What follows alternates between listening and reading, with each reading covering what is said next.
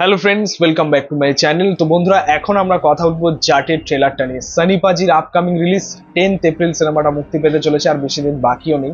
সিনেমার ট্রেলারটা গতকালকে রিলিজ করার কথা ছিল, বাট সিকান্দারের জন্য ট্রেলারটা আজকে মুক্তি দেওয়া হয়েছে আর কি। এই দুদিনে আপকামিং বেশ বড় কিছু সিনেমার টিজার এবং ট্রেলার আমরা দেখতে পেলাম।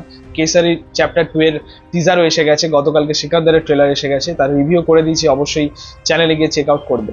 তো জাটের এই ট্রেলারটা নিয়ে কথা হবে এখন। সানি পাজির এত বছরের অ্যাক্টিং কেরিয়ারে এই প্রথমবার সে সাউথ থেকে আসছে। সে কিন্তু আমাদের বাংলা ইন্ডাস্ট্রিতেও কাজ করে গেছে, আপনারা হয়তো অনেকেই জানেন। তো এই প্রথমবার সে সাউথ থেকে করছে। এতদিন ধরে পুরো নর্থ তার 2.5 কিলো কা হাত কা পাওয়ার দেখেছে, এই প্রথমবার পুরো সাউথ দেখবে। দেখো, এখানে কিন্তু এটা বলাই বাহুল্য যে সানি পাজি জাট সাউথে কিন্তু ভালোই বিজনেস দেবে, বেশ রমরমিয়ে চলবে।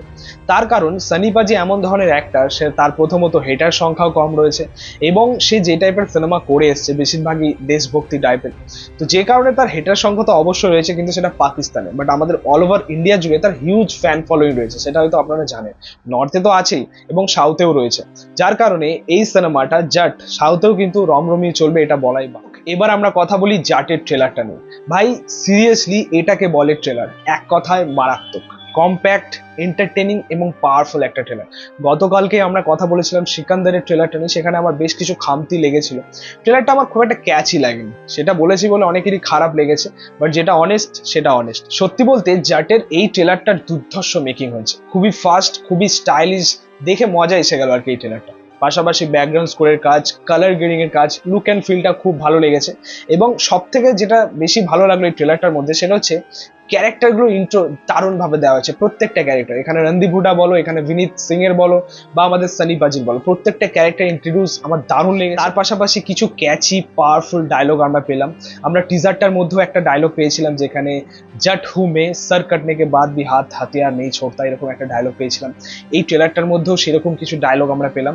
রণদীপ হুডার ডায়লগটা আমার মনে পড়ছে, যেখানে সে বলছে यहाँ पे রাস্তা কিলোমিটার সে नहीं मापा जाता है, यहाँ पे রাস্তা बिछी हुई लाशों से मापा जाता है, এরকম একটা ডায়লগ ছিল।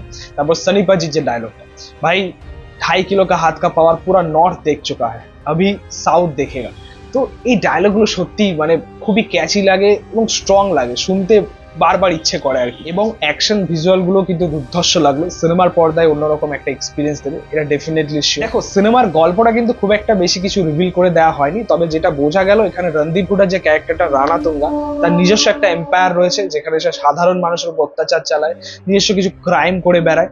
তো সেখানে জাট আসছে, ন্যায় বিচার করছে, এই টাইপের একটা গল্প। প্রথমবার রণদীপ হুডা ভার্সেস সানি দেওয়ালে যে ফেস অফটা আমরা দেখতে পাবো, এটা মারাত্মক হবে এবং রণদীপ হুডাকে অসাধারণ লাগছে। পাশাপাশি রণদীপ হুডার হয়ে কাজ করছে বা রানা তুঙ্গার হয়ে কাজ করছে আমাদের বিনীত কুমার সিং, যাকে আমরা লাস্ট তার ছাবাতে দেখলাম, অসাধারণ পারফরমেন্স করেছিল সে। এবং সানি পাজি তো জাস্ট মারাত্মক। ওভারঅল এই ট্রেলারটা আমার দারুণ লেগেছে। তোমাদের কেমন লেগেছে সেটা কিন্তু অবশ্যই কমেন্টে জানিও। ভিডিওটা ভালো লাগলে অবশ্যই লাইক করবে, শেয়ার করে দিও, পাশে থেকে সাপোর্ট করো, চ্যানেলটাকে অবশ্যই সাবস্ক্রাইব করেছো, পাশে থাকা বেল আইকন প্রেস করে দিও পরবর্তী ভিডিওগুলো আপলোড করার জন্য। Thank you, tata.